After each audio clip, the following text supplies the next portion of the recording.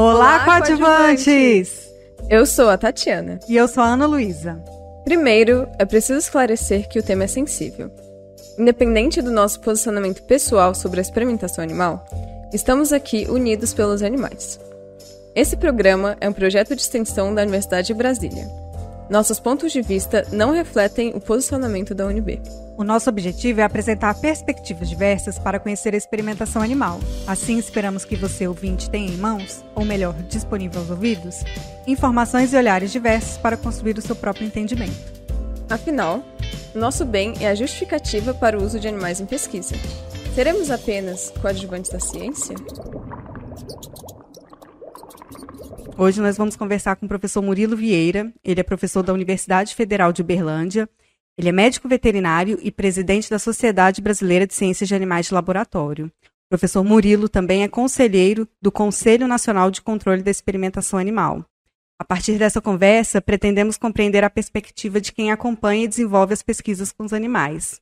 Muito obrigada pela participação. E aí eu queria que você começasse contando um pouco pra gente como você se iniciou nessa área de animais de laboratório. Olá a todos e a todas. Olá, coadjuvantes. Coadjuvantes. Um prazer estar aqui, eu que agradeço imensamente o convite.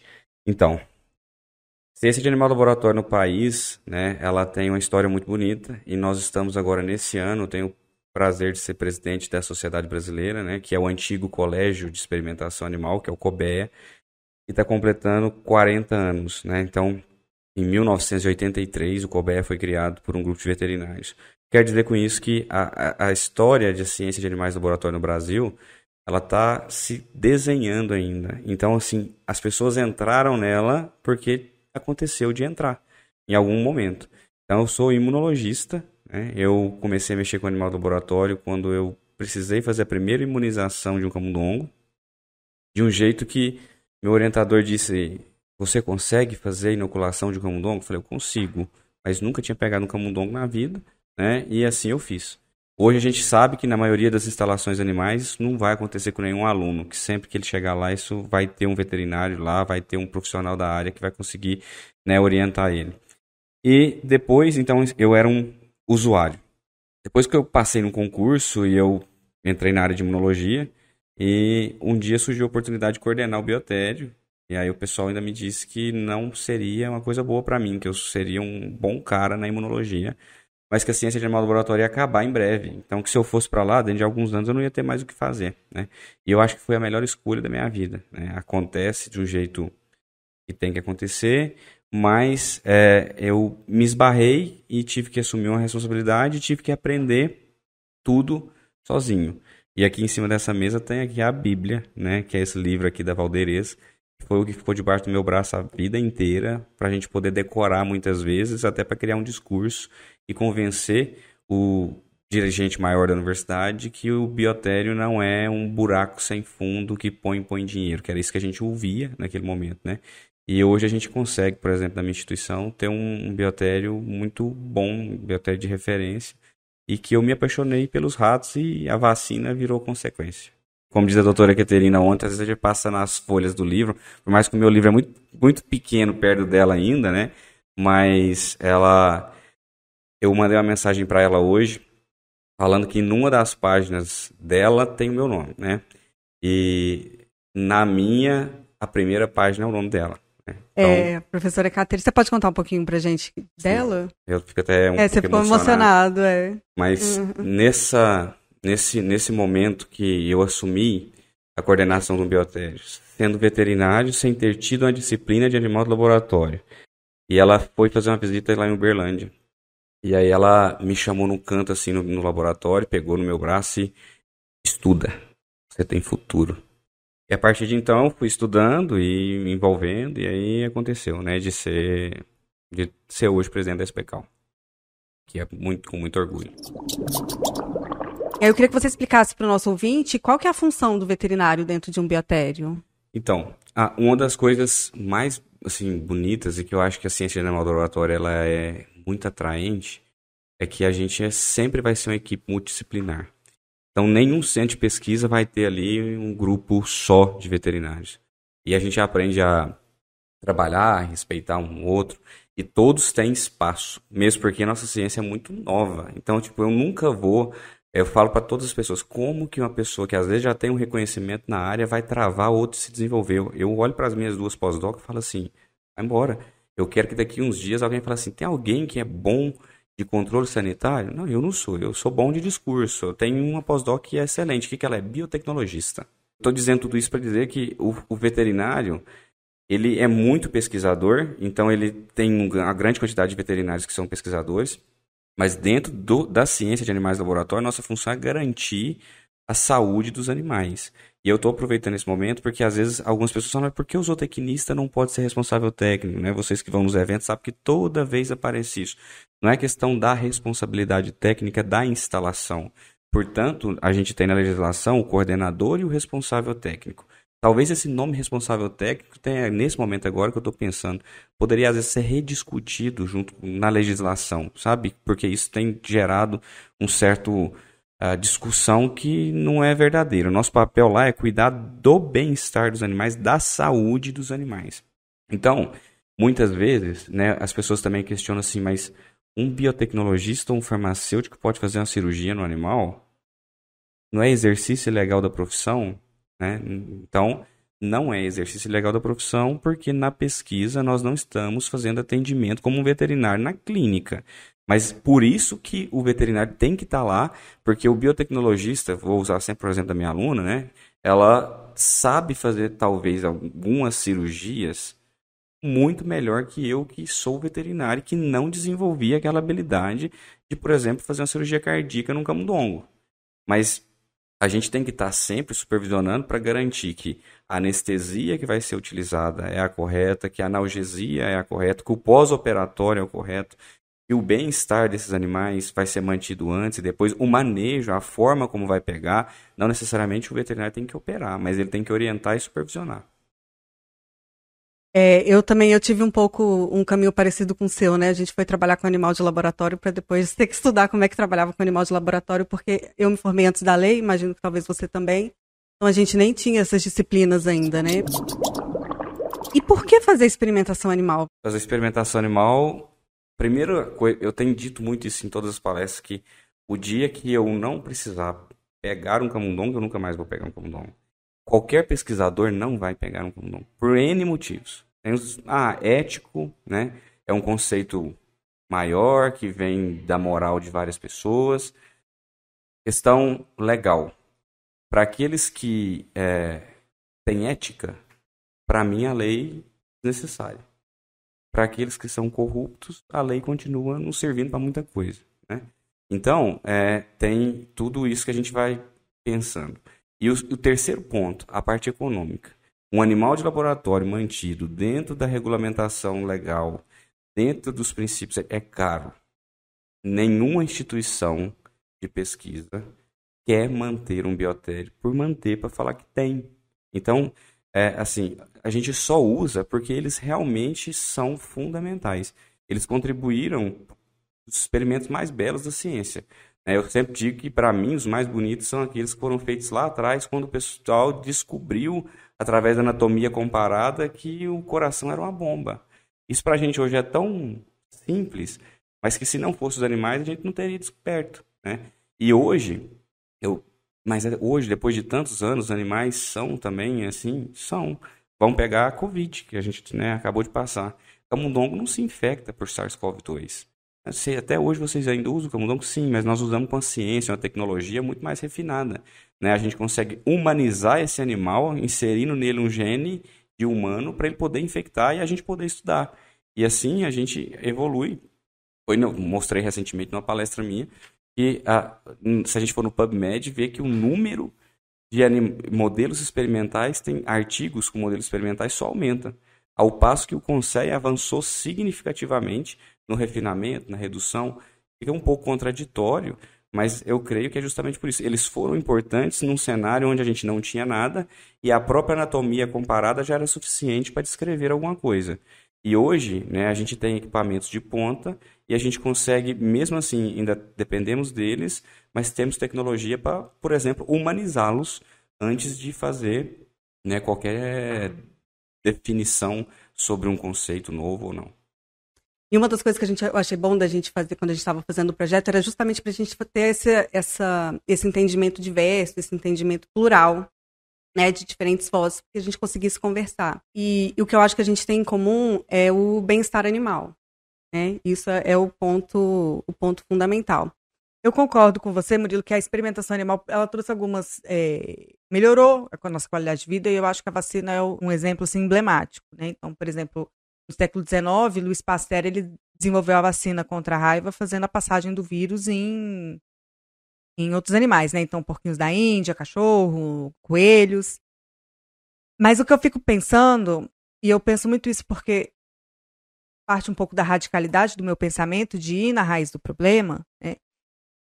É que talvez muitos dos experimentos que a gente faça hoje, eles são feitos para buscar soluções para problemas que são resultantes de um modo de se relacionar com a natureza, né? E esse modo como a gente vive hoje, essa estrutura de vida que a gente tem hoje, ela é uma estrutura que se baseia num pensamento moderno, né? De uma modernidade. Isso tem um significado.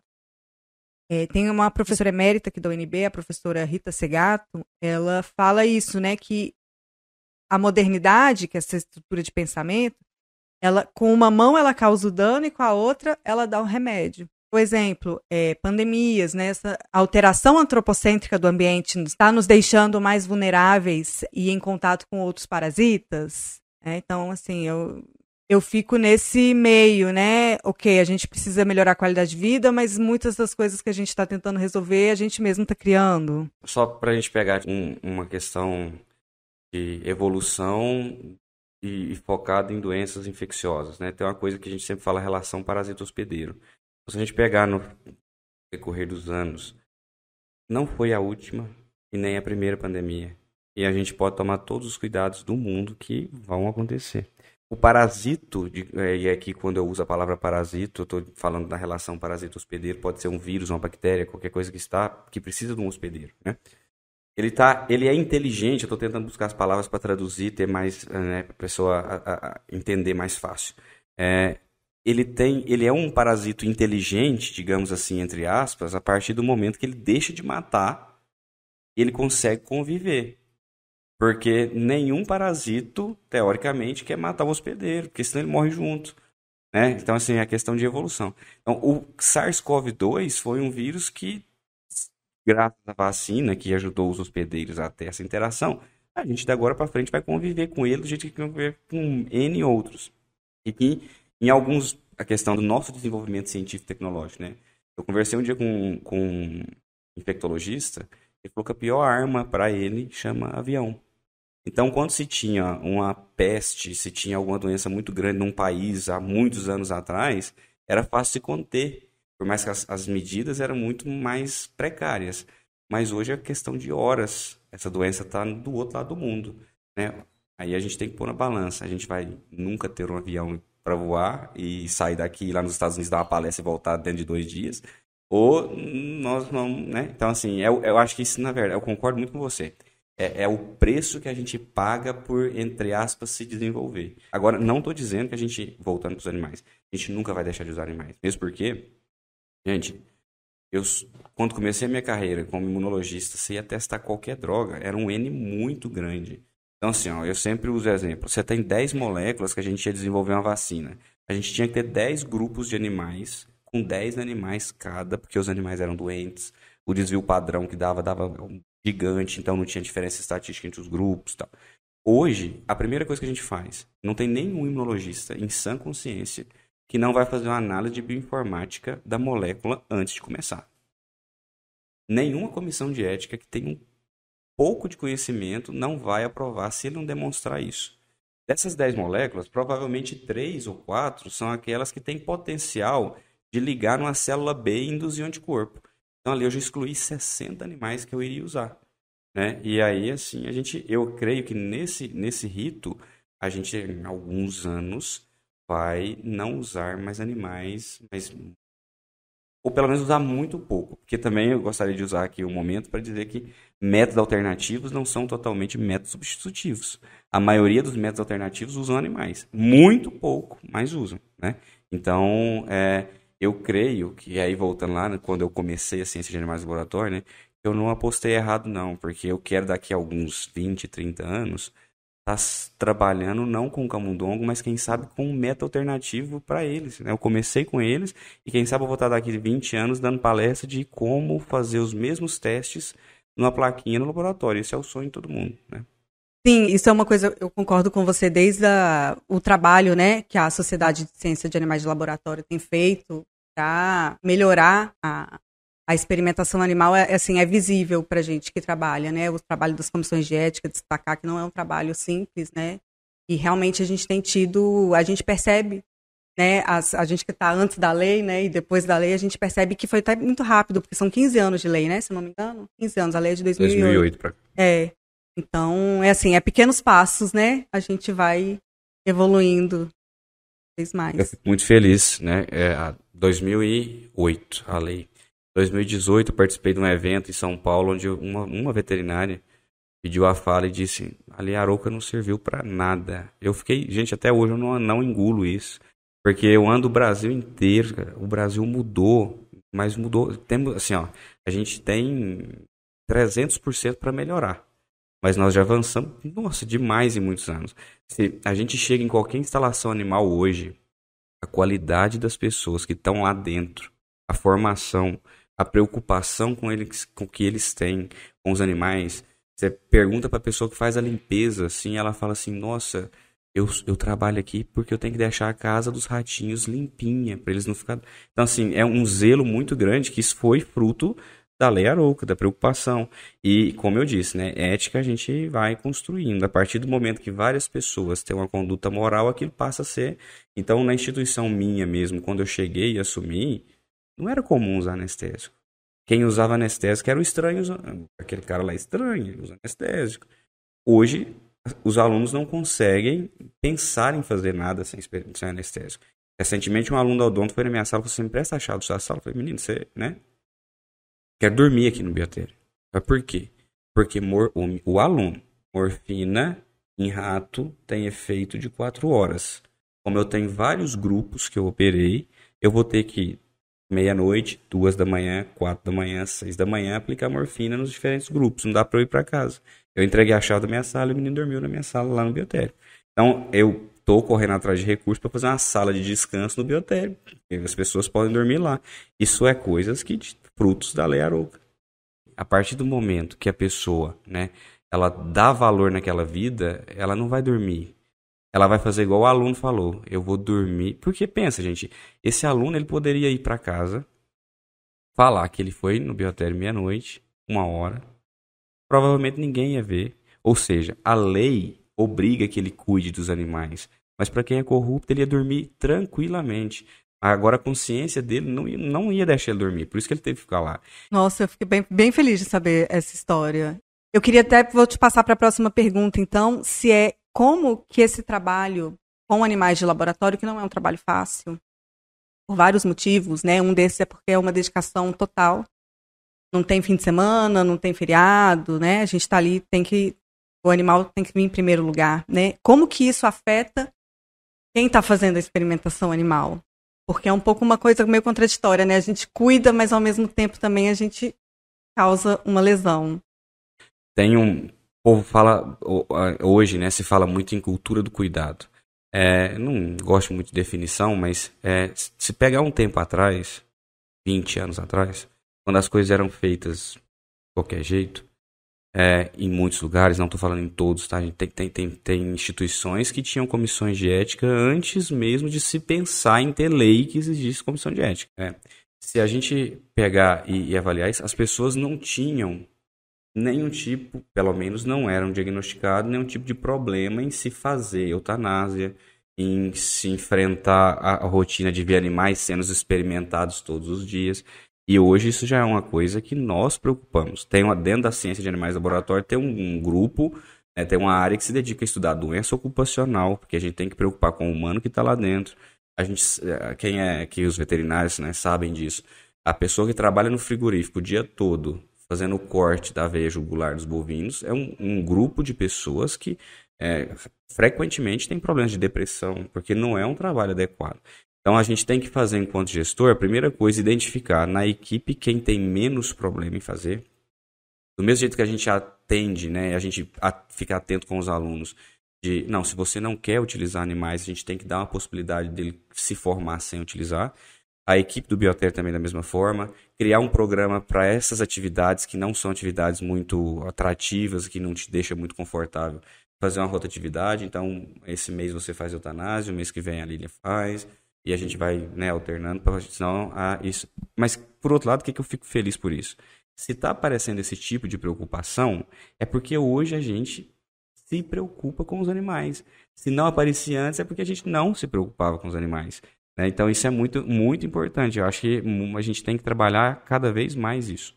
Sim, isso eu estava até pensando isso outro dia, isso me deu esperança, porque eu estava lendo justamente sobre isso, e que nos Estados Unidos eles estão começando a fazer assim, o dia da eutanásia, o dia do animal de laboratório, que as pessoas de um biotério se reúnem para honrar aqueles animais, né? E eu falei, gente, há esperança, porque essas vidas, elas estão começando a ser reconhecidas como vidas. Quanto custa um camundongo? Um camundongo custa... Por que no Brasil nós não temos Charles River, a gente não tem Taconic? São empresas muito grandes que tem, né, nos Estados Unidos, no Japão, na Europa, onde o pesquisador precisa de um camundongo de um determinado linhagem, né? Eu ia falar modelo, mas também nem tanto traduzir desse jeito, né, gente? Modelo é carro. De uma linhagem, né, de uma determinada com modificação genética ou não, como eu disse para vocês, camundongo humanizado, dependendo de... Outra coisa, para cada doença, pessoal, existe um modelo experimental, existe um tipo... Não é tudo rato, não é tudo a mesma coisa. O que é um modelo experimental? Modelo experimental é um modelo que a gente utiliza para responder a alguma pergunta experimental. Se eu quero saber que se uma droga mata um vírus, eu tenho que ter um camundongo que se infecta com aquele vírus e eu consigo tratar com a droga e ver se o camundongo melhorou. Tá? Então, sendo bem resumidamente assim. Então, por que a gente não tem isso no Brasil? Né? A gente não tem essas companhias, essas empresas que vendem modelos experimentais, pelo custo econômico delas, do animal. Então, a gente consegue fazer pesquisa no Brasil e quem produz grande parte desse conhecimento são as 69 universidades que nós temos, mas tem aí também os institutos federais e alguns institutos como a Fiocruz, etc. Né? E o fomento, né, do governo federal, ele é fundamental para que as pesquisas aconteçam de qualidade. Não tem como ter pesquisa de qualidade sem um investimento, tá? Um camundongo, então, custa, se a gente fosse vender para o pesquisador, por volta de R$250 a R$300. A gente não teria condições de fazer nenhum tipo de protocolo experimental se todo pesquisador tivesse que pagar um valor desse, tá? Então, a outra pergunta que eu queria dizer é quanto custa uma vida? Essa não tem valor. Seja um camundongo, seja 300 camundongos, a vida é a vida. Então, o que tem que ser pesado é, no momento de se fazer qualquer procedimento, se vale a pena, por mais que é um pouco do campo de vista da bioética, assim, bem, digamos que egoísta dizer isso, porque ninguém tem direito de subtrair a vida do outro que seja um animal, que nós também somos animais, né? A gente se julga evolutivamente, né, melhor que eles. Mas que pelo menos essa vida então se justifique, ou que te deixe dormir tranquilo, que o benefício da doação daquela vida serviu para alguma coisa, que ela não tem valor.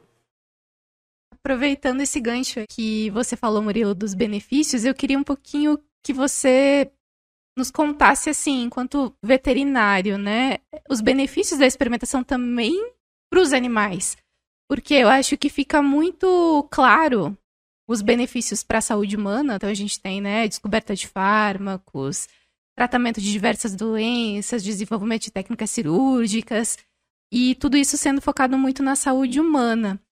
A gente vai ter métodos alternativos para isso também? Como que é essa interação? Bom, essa pergunta ela é muito importante. Eu vou te responder te perguntando. Você tem cachorro? Quantos anos você tem um cachorro? Eu tenho uma vira-lata que tem 3 anos. Goiabinha. Tá, mas eu tive cães quando eu era criança e tive cães depois de adulto. Você consegue ver alguma diferença quando você leva no veterinário? A gente às vezes divulga pouco e a gente muitas vezes só pega assim por questões desse egoísmo nosso em relação, desse especicismo, né? Da gente dizer que a gente é mais importante. Os animais são importantes para curar a saúde dos humanos, não sei o que dos humanos. Gente, mas se a gente parar para refletir, a qualidade de vida, a qualidade dos medicamentos, a qualidade dos procedimentos que os nossos animais hoje passam, isso tudo é fruto da experimentação animal. Chegar no hospital veterinário da UFA, eu vou falar porque eu conheço de lá, e ver um centro cirúrgico, onde um cão hoje é operado, é uma coisa impressionante. Isso veio, por exemplo, do desenvolvimento de técnicas cirúrgicas ou para humanos ou para os próprios animais. Hoje você não consegue, né? Na minha época que eu formei como veterinário, era muito anestesia injetável, né? E era mesmo uma receitinha de bolo, aquele mesmo protocolo que fazia para... Hoje você chega no centro cirúrgico veterinário, o animal tem uma pré-anestesia muito boa, ele tem um respirador, um monitor cardíaco, ele tem anestesia inalatória. Então, assim, a qualidade para eles também, sem dúvida. A qualidade das vacinas, muito, muito, muito importante. Então, assim, os animais, sim, são muito beneficiados com o desenvolvimento. Aí a gente entra num outro campo que talvez isso não fique tão evidente, por questões, né, por exemplo... Muitos medicamentos que veterinários receitam para animais são medicamentos humanos, mas não porque o humano é melhor em si do que o animal. Muitas vezes é porque os medicamentos humanos tendem a ser mais baratos por questões de impostos, etc. Então, até mesmo nesse exemplo, os animais estão se beneficiando. Ele está agora sendo, né, ajudado com um medicamento que foi desenvolvido por um humano através da experimentação animal. Murilo, outra coisa, para um pesquisador desenvolver um projeto de pesquisa com animais, qual que é o caminho dele percorrido? Você falou antes, né, que você vai testar uma droga nova, primeiro você testa no computador, depois você testa no animal. Como é que isso chega até a nossa farmácia? Boa. Bom, então, eu não sei se todos sabem, mas o tempo médio para o desenvolvimento de uma droga, de um medicamento nos Estados Unidos, né, de acordo com a FDA, então eu já estou falando assim dos Estados Unidos, porque é um país, né, que tem alta tecnologia, que aqui no Brasil nós temos mais dificuldades para que uma droga seja desenvolvida. É por volta de 14 anos. Então eles começam ali triando 10 mil moléculas até chegar numa única molécula lá na prateleira da farmácia. Além disso, né, a gente tem que considerar que depois desse momento existe um período que o medicamento já é utilizado pela população e mesmo assim se continua monitorando.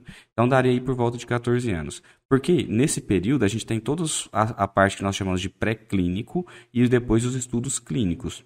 Na parte pré-clínica, a gente começa avaliando principalmente em métodos que são não vivos. Eu chamo de não vivos, tipo computadores, modelos de informática, tem muitos softwares, cultura de células. Mas aí a célula veio do animal. Não, né? É importante a gente dizer que existem células de linhagem, que são células, tipo células tumorais, que se replicam, então o pesquisador mantém isso por muitos e muitos anos no laboratório, e tem realmente aquelas células que a gente precisa extrair do animal para poder utilizar. Na grande maioria das vezes, a gente utiliza essas células de linhagem para fazer a triagem, e aí a gente começa nos modelos, né, animais menores, né, como os roedores, que têm todas ali suas qualidades, né, e seus pontos positivos que fazem eles serem utilizados, e a gente segue para espécies, né, maiores, buscando sempre... ter essa alteração de espécies, porque são metabolismos diferentes. Pode ser que a droga, o estudo vá bem até o primeiro, segundo, terceiro teste, e depois ali ele já tem que ser abortado. E se chegar no final, geralmente, né, na ponta lá, a gente utiliza, dependendo da doença, primatas não humanos, e depois, né, a fase clínica 1, 2 e 3 já em humanos. Você falou uma coisa interessante, né? Por que os ratos e camundongos, assim? Porque eles são o maior número, né? Sim. No Brasil nós ainda não temos isso consolidado, mas com os dados, por exemplo, da Alemanha, nos estudos da Alemanha, 69% dos estudos são feitos em camundongos. Tem algumas explicações. Primeiro que o camundongo está com o homem por milhares de anos e ele já tem uma proximidade, sabe que é um animal dócil e foi depois colocado em cativeiro e são os animais que a gente mantém até hoje. Segundo, tem um ciclo de vida muito curto, então na pesquisa a gente precisa avançar com o conhecimento. Então dentro de 19 a 21 dias uma fêmea vai parir todos os filhotes, já vai desmamar, os animais vão crescer, né? Com 2 meses eles já estão reproduzindo. Então assim, o ciclo de vida deles é muito curto, isso favorece a pesquisa. O tamanho, né? É um animal que a gente consegue num pequeno espaço colocar um grande número de animais. A manipulação. E além disso, o que eu usei o exemplo aí do Covid. Nós aprendemos a manipular esses animais geneticamente com grande facilidade aqui, entre aspas. Né? Antigamente, 5 anos atrás, a gente gastaria aí 20 gerações de camundongos para fazer uma alteração genética no camundongo. E hoje existem protocolos aí que o pessoal chama de CRISPR, e em pouco tempo você consegue deletar ou inserir um gene que você precisa estudar no camundongo. 2 meses depois que tinha começado a pandemia, um dos laboratórios que produz camundongo já estava vendendo camundongo que era susceptível ao vírus da Covid. E a gente consegue, né, manipular bem. Então, assim, vou talvez até me adiantar. Não existe um modelo perfeito para estudar todas as doenças e não podemos escolher qualquer um. Né? Para cada tipo de doença tem um tipo parecido. Então, por que os macacos, né, são os mais parecidos com a gente e são os menos utilizados? Por, né, a pergunta contrária dos camundongos. Primeiro, né, são animais que têm um ciclo de vida bem mais longo. Segundo, se for comprar um macaco, se um camundongo é R$300, um macaco está na casa de 15, 20, 30 mil reais. Né? Se a gente for manter uma instalação de macacos é muito, né, muito mais caro. Terceiro, que nem sempre estar próximo filogeneticamente é o modelo experimental mais adequado. Né? Eu estava num debate na semana passada e ele me trouxe uma pergunta, né? Mas por que vocês então extrapolam os dados de um camundongo para um humano, sendo que até em número de cromossomos somos muito diferentes? Eu falei, a gente não pode falar que simplesmente o número de cromossomos vai dizer que eu posso extrapolar ou não. Nós somos todos humanos aqui, temos o mesmo genoma, nós temos os mesmos cromossomos, os mesmos genes, nós temos alelos diferentes. Tem gente que pode tomar penicilina, tem gente que não pode. Né? Então, não necessariamente é isso que vai definir. Da mesma forma, se a gente pegar para estudar HIV, o gato talvez te responde muito melhor uma pergunta sobre AIDS do que o macaco, que está muito próximo de você. Porque o gato tem a FIV, que é uma doença, uma síndrome muito semelhante do humano e que talvez ele te traz respostas. Então, eu queria traduzir com toda essa fala é que os pesquisadores hoje eles têm que demonstrar para a comissão de ética, antes de começar qualquer estudo, e aí, né, faz parte da pergunta anterior também, né, durante esse processo, quando se inicia os passos com animais, o pesquisador deve demonstrar para a comissão de ética o custo, entre aspas, benefício daquela pesquisa com fundamentos científicos. Então, por exemplo, se ele falar para a comissão científica que tem que usar macacos, a comissão científica talvez vai falar para ele, não, você não vai, a comissão de ética, desculpa, não vai utilizar macacos, porque a gente já sabe cientificamente que o gato responde melhor.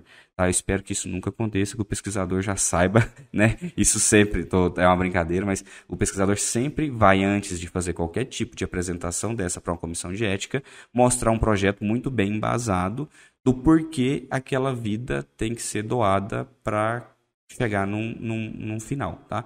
Então esse é o principal desafio de uma comissão de ética que tem que ser muito valorizada no Brasil, né? Que às vezes a gente não valoriza como deve. As pessoas não ganham nem R$1 para estar ali e estudam muito para poder tomar uma decisão dessa, tá? E assumem junto com o pesquisador todos os riscos de que, se tiver alguma questão relacionada a maus tratos, eles serão chamados para responder por isso. E aí eu queria fazer um comentário aqui e uma defesa aos ratos, porque os ratos têm um estigma e eles levam a culpa pela sujeira. E você sabe muito bem que eles são animais extremamente limpos. Eles passam boa parte do dia se lambendo, mantendo a pelagem limpa, né, e brilhante. E a gente até sabe que o animal está com problema quando a gente vê que ele está arrepiado. E aí eu fico me perguntando o quanto essa ideia do senso comum de que o rato é um animal sujo. Eu entendo que os roedores causam algumas perturbações no ambiente urbano. Inclusive, agora o prefeito de Nova York declarou uma guerra aos ratos. Ele está determinado a resolver o problema dos roedores lá. Mas aí eu fico pensando o quanto isso não facilita a justificativa do uso de animais em pesquisa. Porque, por exemplo, se a gente for fazer um experimento de queimadura de 3º grau num cão, será que a conversa seria outra? Será que a análise ética seria outra? Não pode ser outra. Eu não consigo ver outra. A nossa lei foi feita com base nos cordados. Então, todas as nossas análises são feitas em experimentos que são, né, aqueles animais que possuem notocorda, que possuem coluna vertebral. Mas e os que são invertebrados? A gente ainda não chegou nesse momento. Alguns países, como o Canadá, já estão discutindo isso. Tá? Eu não sei se a gente teria que avançar tanto para chegar na discussão de usar a formiga ou não, porque a gente, que é cientista, a gente entende a complexidade do sistema neural desses animais. Mas um polvo, que é um cefalópode, ele é um invertebrado e nós sabemos que ele tem uma percepção e uma interpretação da dor que é muito complicada, de se não pensar eticamente ao usar um polvo. Então, por mais que a nossa lei é para acordados, até dentro, né, de âmbitos maiores, aí, a gente tem começado a discutir que, em breve, nós iremos começar a se preocupar em legislar, pelo menos iniciando pelos cefalópodes. Tem pesquisa com polvo aqui no Brasil? Muitas. A gente tem pesquisa com polvos. E aí o que é importante chamar para a população, né, que a gente está falando. Por que o restaurante joga água quente no polvo para poder preparar para a culinária? E nós da pesquisa estamos aqui preocupados em utilizar ele para solucionar um problema, para curar a vida de uma pessoa. Então, eu queria trazer também para a discussão isso. Veja que nós não usamos por usar. Nós estamos... A gente que está usando para um fim talvez maior, que é salvar vidas, a gente já está preocupado com esses animais e como que nós vamos legislar para que isso aconteça da melhor forma possível. E as pessoas, às vezes, não olham para o outro lado, né? Eu sempre brinco, eu tenho uma raiva muito grande, muito contrariado de passar na frente de uma casa agropecuária e ver lá aquele tanto de galinha no sol quente. Nossa, gente, né? Nossa, é então, horrível. Por que nós vamos tentar olhar também para eles, né? Não só para os que estão na pesquisa? Porque muitas vezes o que está na pesquisa, na maioria, em 90% das vezes, a não ser que seja muito bem justificado, ele está num ar-condicionado, na temperatura que ele precisa, ele está comendo a melhor ração que ele pode, ele está tendo uma assistência veterinária. E às vezes o outro tá lá fritando no sol, na esquina, assim, e ninguém dá atenção para aquele lá. Que a gente também tem que olhar, tá? Os animais, eles estão com problemas em várias frentes. E que a gente tem, né? Mesmo porque eu, como veterinário, que agora, perdão, essa fala saiu da parte da experimentação, mas como veterinário, eu preocupo muito com esses animais. Sim. Não só com os da pesquisa. E tenho uma certa tranquilidade, né? Muita tranquilidade de saber que os da pesquisa, eles estão no caminho certo. Já resolvemos muita coisa e se a gente continuar do jeito que está, nós vamos resolver mais. A lei, ela protege, ela tem mecanismos de proteção para esses animais, e isso é muito importante, que para outros a gente não tem. Tem outras situações. Murilo, o papo está ótimo, mas a gente tem que começar a caminhar para o final. Aí eu queria te fazer 2 perguntas que a gente está fazendo para todo mundo, tá? A primeira é, o que um animal de laboratório representa para você? A vida. O que você pensa sobre o futuro do uso de animais em pesquisa? O futuro, eu acho que... Vou falar o que eu acredito para o Brasil, né? A gente tem alguns desafios. Primeiro, a gente é um país continental com diferenças gritantes entre as 5 macro-regiões que a gente tem. Então, quando a gente fala de pesquisa no sul, no sudoeste, centro-oeste, é uma coisa. Quando a gente fala no norte, nordeste, diferente, né? Portanto, né, voltando assim na questão da tecnologia, eu creio que o desenvolvimento científico e tecnológico vai caminhar para a redução drástica até, quem sabe, um dia a gente não usar. Eu, particularmente, creio que na minha geração, talvez um neto meu possa ver que não usa mais animais em pesquisa. Mas eu acredito que eu ainda vou morrer vendo. Só que eu tenho certeza absoluta que eu vou morrer vendo infinitamente menos e com a qualidade muito melhor cada vez mais. Tá? O investimento no desenvolvimento de drogas, né? Aquele exemplo que eu disse, morfina, 4 horas em camundongo, né? Em ratos. Nós já temos medicamentos, bupromorfina, que são muito mais avançados e que o animal consegue ficar bem por 12 horas. Então, assim, o refinamento, a qualidade de vida desses animais, com certeza. A preocupação com que as equipes hoje têm de fazer um programa de enriquecimento ambiental. É difícil um biotério que você chega e não tem uma pessoa que tem o prazer de te levar e te mostrar assim, ó, esse é meu programa de enriquecimento ambiental. Porque, pessoal, no laboratório eles ficam numa caixa só com a cama, né? Então o animal ele não tem muito o que fazer ali. Então, para que eles se sintam bem, que eles tenham atividades, que eles consigam interagir, por exemplo, essa semana a gente coloca, e isso não é aleatório, tem um programa que é estudado para cada linhagem de animais, etc. Essa semana a gente coloca, sei lá, algodão para eles fazerem túneis. Aí eles pegam o algodão, começam a juntar com a serragem, faz um túnel, esconde. Aí na semana que vem a gente coloca para eles madeira, eles começam a triturar a madeira. Na outra semana a gente coloca uma casinha para eles esconderem. E assim, cada enriquecimento desse, existe uma aplicação de um etograma, que é um formulário que as pessoas que trabalham conseguem enxergar se o animal está bem ou não, se ele está em bem-estar ou não. E aí a gente consegue melhorar a qualidade de vida dele enquanto está lá. Então não só na parte de anestesia, analgesia, mas também de deixar o animal bem, de tentar levar para ele o que ele teria na natureza, por mais que esses animais estão em cativeiro por muitos e muitos anos, mas eles ainda têm essa necessidade, né? Por exemplo, de se esconder, de formar ninhos, etc. E a gente preocupa em dar para eles. E a hora que a gente fica mais feliz é quando eles interagem com o enriquecimento ambiental, assim, né? Dá uma muito felicidade. É a parte, assim, que a gente fala, conseguimos melhorar alguma vida hoje. E a maioria, né? E nós hoje temos ciência de que se o animal... Teve um slide num congresso que eu estava, né? Que se você quer um camundongo, então você tem que ter um camundongo. Ou seja, traduzindo, né? Se o seu modelo experimental, se aquilo que você precisa para responder uma pergunta, para desenvolver um medicamento é um camundongo, ele tem que ser um camundongo. E para ele ser um camundongo, ele tem que ter saúde, ele tem que ter bem-estar, ele tem que ter água, ele tem que ter comida, ele tem que ter enriquecimento ambiental, ele tem que ter um ninho para ele dormir, porque senão ele vai estar estressado, ele não vai ser um camundongo, ele vai ser um doente. E um doente não vai te responder o que você precisa. Tá? Então, cada vez mais os pesquisadores também têm essa preocupação. Eu ter algum tipo de informação de um animal que não está bem, que não está em bem-estar, significa que esse resultado para mim não vai servir. É isso, Murilo, muito obrigada, foi ótimo conversar com você, espero que a gente tenha mais conversas, né? E eu acho que é importante isso. Mesmo a gente partindo de pontos diferentes, a gente quer algo em comum, que é o bem-estar animal, e é importante a gente fomentar esse diálogo. Eu que agradeço muito a oportunidade. Quero pedir para vocês, né, que nos ouvem, que também, se eu puder divulgar aqui a Sociedade Brasileira, que vocês nos procurem nas redes sociais, para que vocês possam também conhecer. A gente tenta traduzir lá tudo isso que a gente teve, esse bate-papo aqui, né, de uma forma para mostrar para vocês realmente o que a gente trabalha, o que a gente defende, o que a gente busca.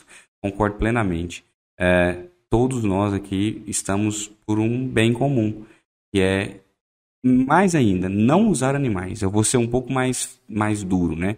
Todos nós queremos não usar. Enquanto a gente não consegue não usar, todos nós estamos trabalhando para reduzir e refinar. Se os nossos ouvintes quiserem encontrar vocês nas redes sociais, qual que é o @? _SBKal no Instagram. Nos sigam lá e no site da SBKal, sbkal.org.br. Muito obrigado e tchau, coadjuvantes. Tchau, gente. Até mais. Obrigado por nos acompanharem até aqui. Se você está curtindo o nosso podcast, gostaríamos de convidá-lo a seguir e curtir nas plataformas digitais. O nosso Instagram é @coadjuvantesdaciência. E caso queiram entrar em contato com a gente, é só mandar um e-mail para coadjuvantesdaciência@gmail.com. O Coadjuvantes da Ciência é uma produção de extensão da Universidade de Brasília, parceria entre o Instituto de Psicologia, Faculdade de Agronomia e Medicina Veterinária, Faculdade de Medicina e com o apoio do Núcleo de Evidências em Saúde. Equipe de pesquisa, Camila Quixabeira e Lorival Calisto. Roteiro, Ana Luísa Sarquis, Karina Krever, Mariana Damasio e Lira Irano. Apresentação, Tatiana Paiva e Ana Luísa. Edição, Bianca Oliveira, Lucas Nunes e Felipe Queiroz. Redes sociais, Joyce Moraes e Tatiana. Agradecemos ao Decanato de Extensão da UNB pelo apoio institucional. Até a próxima, coadjuvantes!